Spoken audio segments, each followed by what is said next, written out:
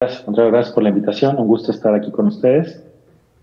Bu- Eh, efectivamente, hace un par de semanas, finales de enero del presente año, hubo esta alerta que se nos hizo saber por organizaciones internacionales, principalmente OMS y OPS, la Organización Panamericana de la Salud, sobre este incremento de casos de sarampión registrados en lo que fue el año 2023.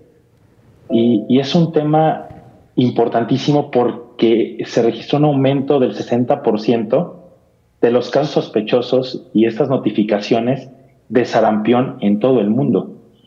Y si nos centramos en la región de las Américas, pues tenemos un incremento importante de los 14.484 casos notificados. Hubo al menos 53 casos confirmados en lo que fue del 2023. ¿Por qué se hace esta alerta?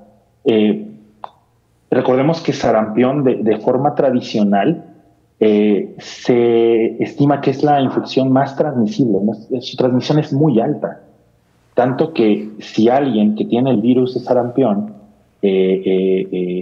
puede contagiar entre 15 y 20 personas más.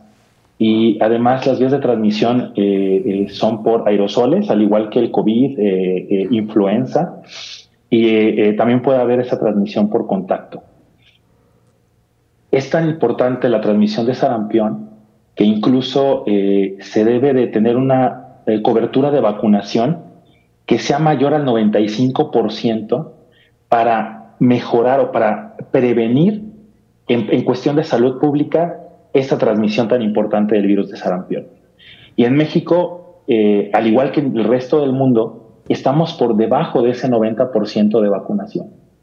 Y aquí son muchos factores. Si nos vamos unos años atrás, nosotros ya no teníamos casos de sarampión por ahí del 2016 y en 2020 se registran alrededor de 196 casos que afortunadamente bueno, no tan afortunadamente, pero por la pandemia de COVID-19 y al tener que estar todos encerrados en casa, se detiene esa transmisión y no tenemos más, no se extiende fuera de esta ciudad, de la Ciudad de México y se detiene como esta cadena de transmisión de sarampión. Sin embargo, ahora que tenemos esta nueva normalidad, que regresamos de estos terribles años de pandemia, pues incrementa la preocupación por la facilidad que tiene el contagio de sarampión. Además, hay que recordar que todo caso de sarampión es un caso grave.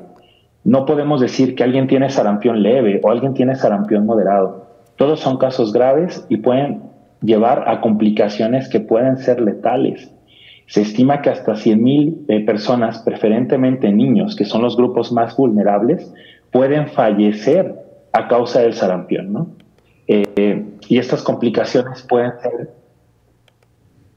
desde la inflamación del pulmón, que es neumonía, o inflamación del cerebro, conocida como encefalitis.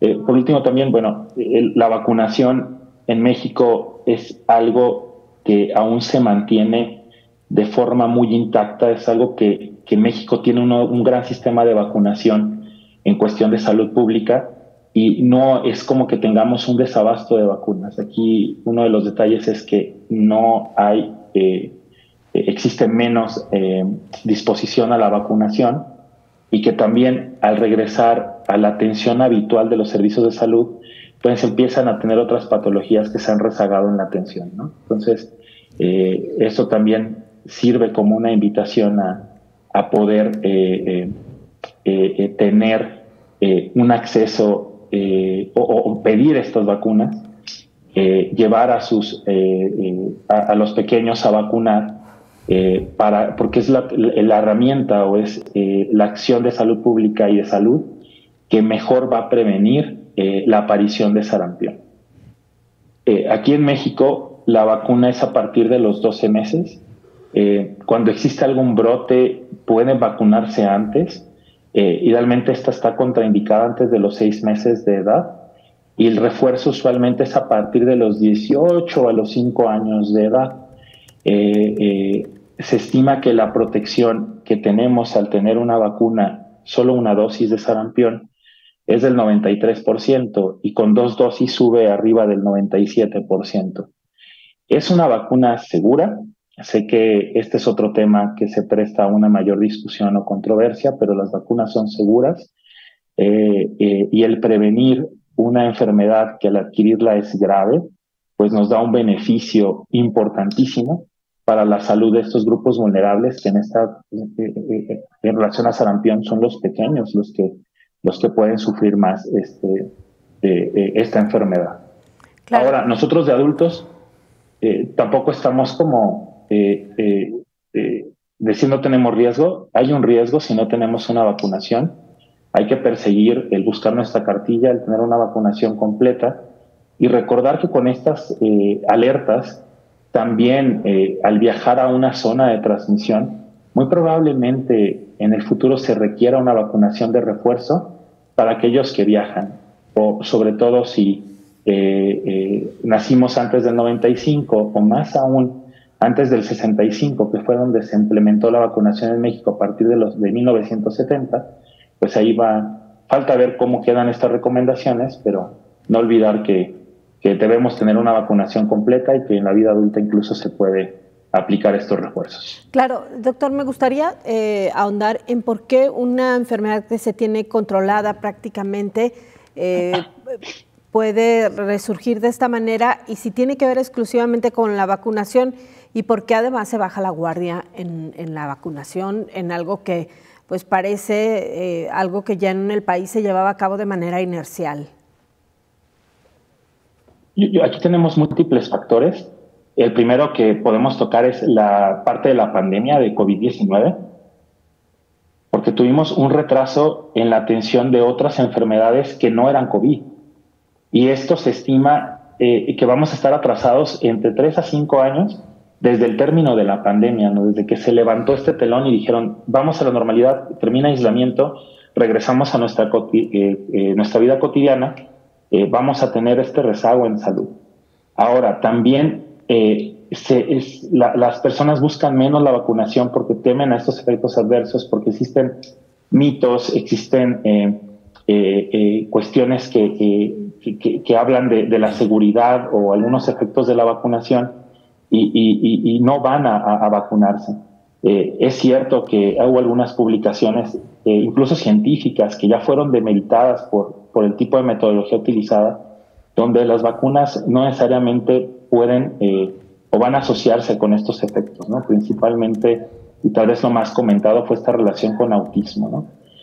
Sin embargo, se ha demostrado esta seguridad y, por ejemplo, en el contexto de sarampión, el poder prevenir esta enfermedad tan transmisible de esta gravedad, pues tiene un beneficio tanto a la salud de los grupos vulnerables como en salud pública, pues impresionante. Claro. Y bueno, por otra parte también, ¿qué medidas se están tomando a partir de esta alerta en nuestro país y en Jalisco en particular?